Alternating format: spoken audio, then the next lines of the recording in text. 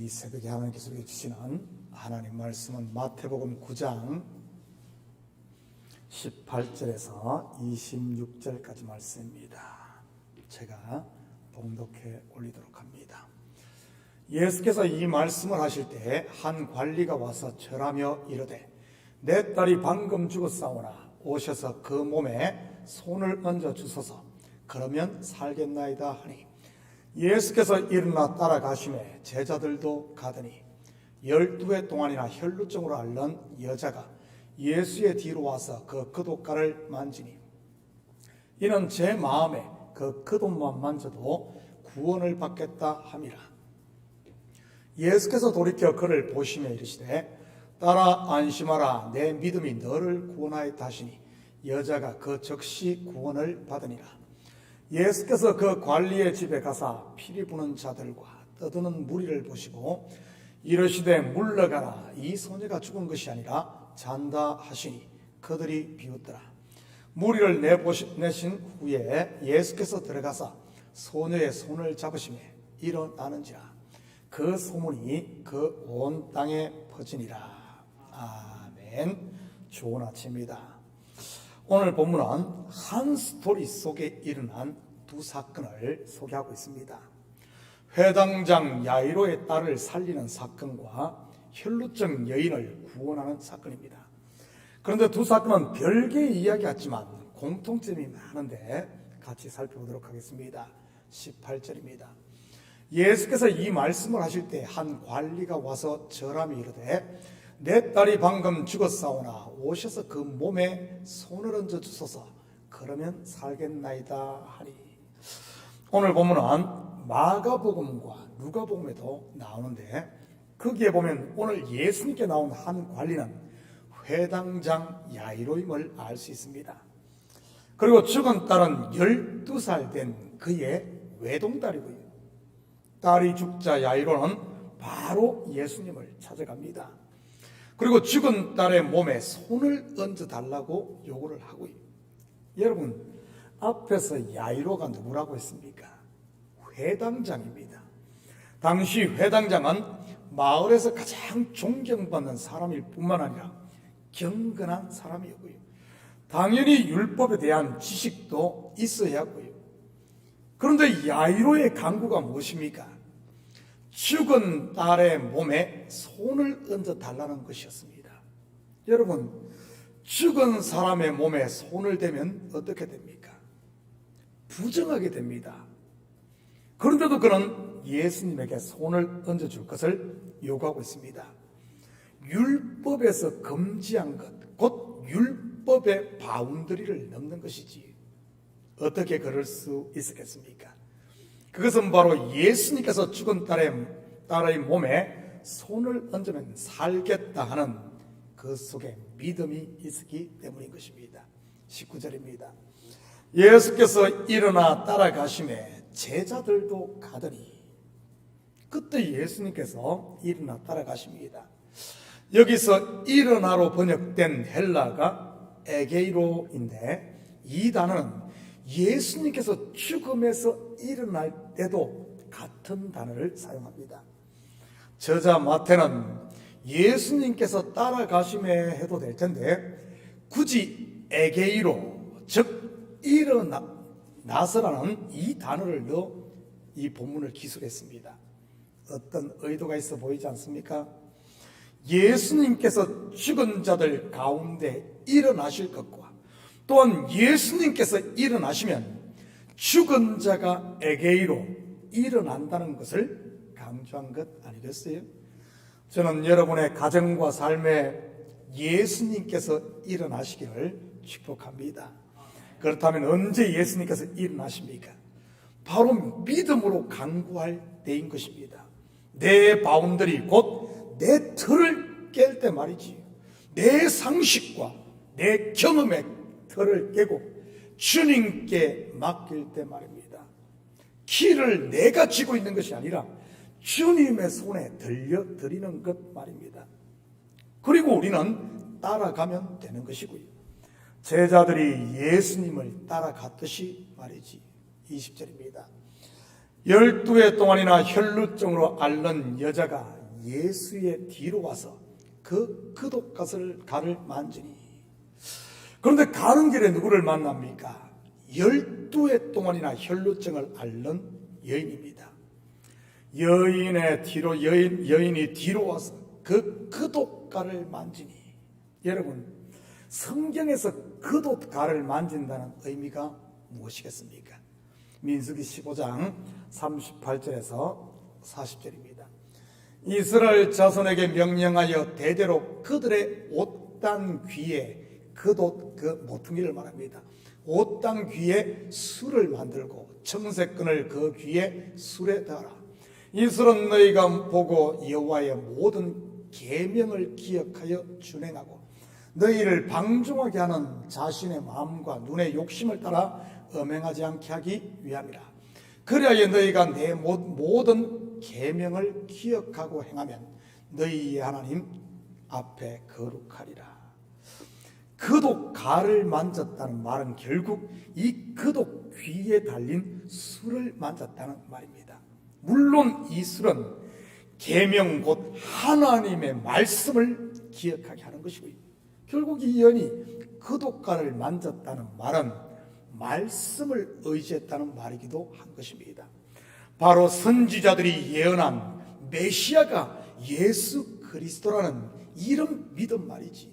21절입니다. 이제 이는 제 마음에 겉옷만 만져도 구원을 받겠다 함이라. 여러분, 그런데 율법은 어떻게 이야기합니까?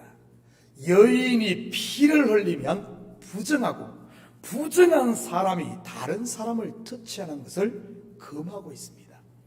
그래서 여인이 피를 흘릴 때는 격리되어 살아야 했고요. 이 여인은 12년 동안 혈루증을 앓고 있으니 12년 동안이나 사회로부터 격리되어 살았던 것이지. 그런데 이 여인은 어떻게 합니까? 예수님의 겉옷을 만지게 됩니다. 다시 말해 율법의 바운더리를 넘어섰다는 그런 말입니다. 그런 면에서 보면 이 여인과 회당장 야이로 닮아 있지 않습니까?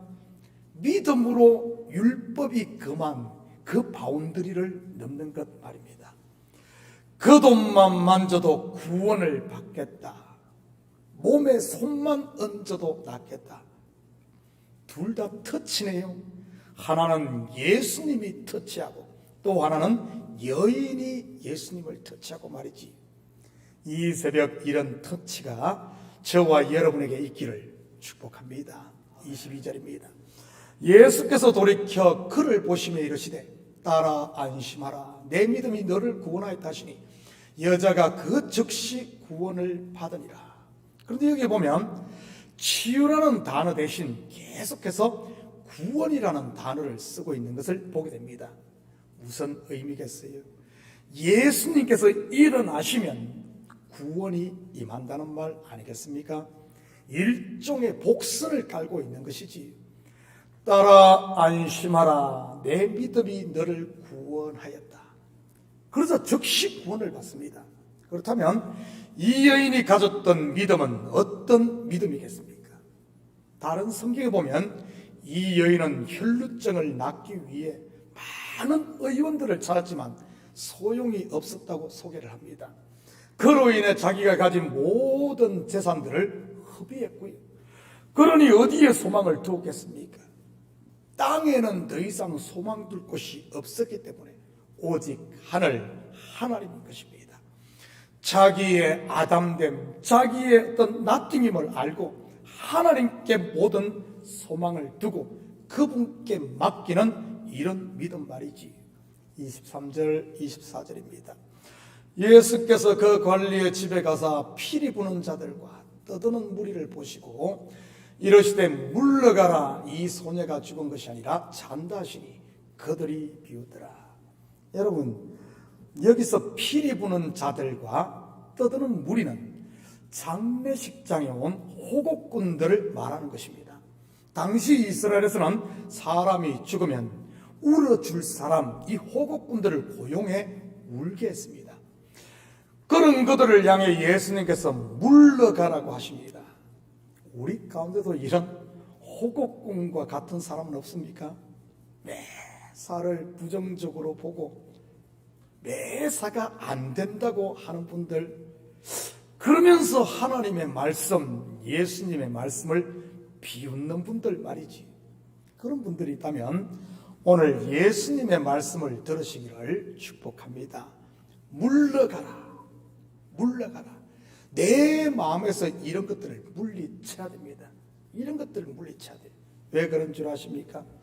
이 소녀가 죽은 것이 아니라 자고 있기 때문인 것입니다. 왜죠? 생명의 주인이신 예수님이 그곳에 계시기 때문이지.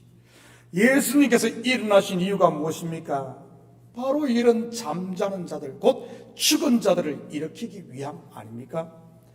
그들이 비웃더라.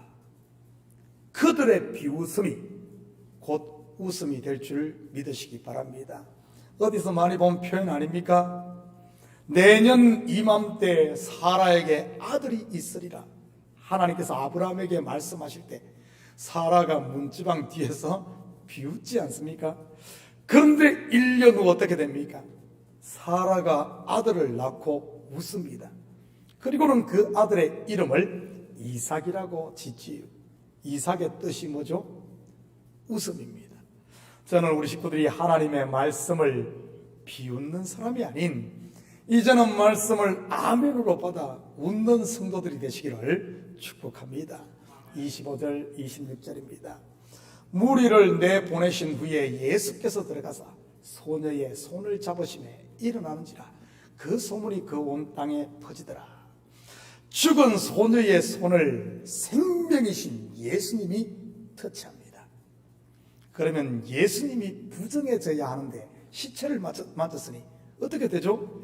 죽은 소녀가 오히려 살아납니다. 사망이 생명에게 삼킴받은 것이지. 마가복음에서 예수님께서 이렇게 말합니다. 달리다굼. 여기서 달리다굼 할 때 쿰은 일어나라는 뜻이고요. 저는 우리 식구들도 이제는 쿰 일어날 수 있기를 축복합니다. 기나긴 미움의 잠에서 쿰 일어나고 시험의 잠에서 그리고 게으름과 죄의 잠에서 쿰 일어날 때인 것이지. 언제까지 좀 더 자자, 좀 더 졸자, 좀 더 눕자 하시겠습니까? 지금이 바로 일어날 때인 겁니다. 저도 요즘 얼마나 바쁘게 사는지 모릅니다. 3년이 넘는 시험에서 일어나고 보니 할 일들이 사방에 천지빛깔로 깔려 있어요. 월요일에도 어제도 하루 종일 이리 뛰고 저리 뛰고 있습니다. 오늘도 신방에 또 저 카피 머신이 이게 고장 나가지고 고쳐야 하고, 내일 또 파이어 인스펙션이 있어 미리 점검도 해야 하고, 할 일이 막 전라도 말로 허벌납니다 정말. 저는 우리 식구들이 이제는 일어나 무너진 곳을 수축하고 교회 빈 자리도 채우고, 이번 금요일날 전도왕 초청해서 우리 또 쌤이 듣지 않습니까? 또 기도함으로 우리의 마음이 상처도 치유하시기를 축복합니다. 마지막으로 한 가지만 더 살펴보면, 죽은 야이로의 딸도 12살이요 혈루증을 앓던 여인도 12해를 앓았고요. 여러분, 12 곧 12가 갖는 성경적인 의미가 무엇입니까? 바로 야곱의 12아들 곧 12지파로서 이스라엘을 상징하는 수입니다. 그런데 야이로의 딸은 12살에 죽습니다. 당시 이스라엘에서는 여자의 나이 12은 결혼할 수 있는 그런 나이였습니다. 그런데 죽었네요. 결혼할 나이인데 죽었어요. 그런데 이 야이로의 이 외동딸 참 12살 결혼을 나이 죽였죠. 그리고 12해를 혈루증으로 앓던 여인은 사회적으로 격리된 사실상 죽은 여인입니다. 결국 이것은 무엇을 말하는 것이겠습니까? 바로 이스라엘의 영적인 이 상태, 죽음을 말하는 것 아니겠어요? 결혼할 나이, 신랑이신 예수님이 와서 이제 이 이스라엘과 결혼할 그 나이인데 예수님께서 자기 백성들에게 왔는데 뭐하러 왔어요? 결혼하러 왔잖아요. 결혼하러. 신부를 맡기 위했잖아요. 왔는데 어떻습니까? 자기 백성이 영접치 아니하는 이 야이로의 딸의 모습인 거지. 그러니 유대인들이 이방인의 손을 빌어 예수님을 십자가에 못 박아 죽이고, 그런데 어떻습니까? 예수님께서는 그 죽음에서 일어나 야이로의 딸도 그리고 12의 혈루증 여인도 구원합니다. 무슨 의미겠어요? 바로 나라의 본 자손 이스라엘도 지금은 죽어 있지만 결국 그들을 예수님께서 일으키신다는, 구원하신다는 그런 말 아니겠습니까? 너희는 나를 버렸지만 나 여호와는 이스라엘을 영접하는 것 말이지. 사랑하는 성도 여러분, 오늘 하루도 예수님께서 일어나실 때 함께 일어나 이제는 사망이 아닌 그리스도와 함께 생명 가운데 가는 이런 복된 하루 되시기를 예수님의 이름으로 축복합니다. 같이 기도합니다. 사랑의 아버지 하나님, 참으로 감사합니다. 예수님께서 일어나실 때 우리도 함께 일어나 아버지 하나님, 사망은 물리치고 아버지 하나님, 이제는 생명 가운데 가는 저희들 되게 하시고, 비웃는 자가 아니라 이제는 웃는 자 되게 하시고, 아버지 하나님, 주님과 함께 이 생명 가운데 가는 우리 성도들 다 되게 도와주시옵소서. 감사드리며 예수님의 이름으로 기도드립니다. 아멘.